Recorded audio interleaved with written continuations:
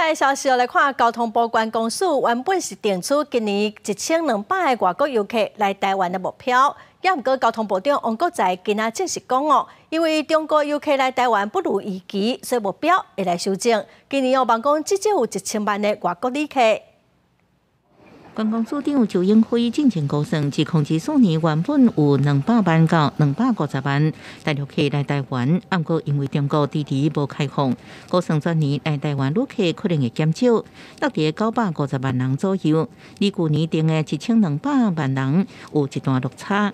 交通部长王国材证实。 中国对团体旅客或者是自由行的旅客，无要让旅客来台湾态度比预期更加坚定，所以全年目标会修正做1000万人，至少要恢复到1000万，这样的一个水准。本来对于两岸交流还有这个一些期待啊，现在看起来还看不到曙光。旅游业者回顾，2019年疫情进前，中国来台湾旅客占外籍旅客3成。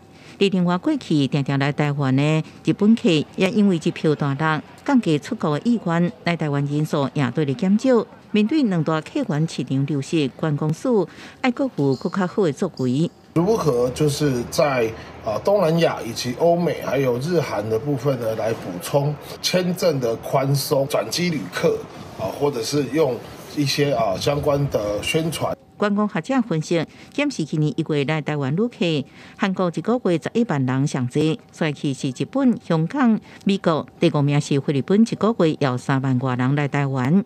其中韩国旅客大部分是少年人，菲律宾是家族旅游上济。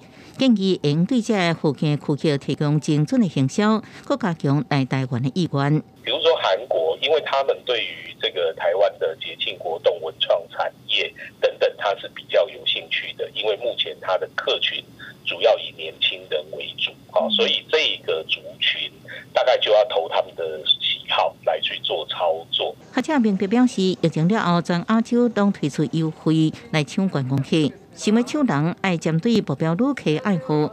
另外，除了追求来台观光人数以外，爱提悬观光产值、旅游满意度、加中效率，这是永续发展观光市场的目标。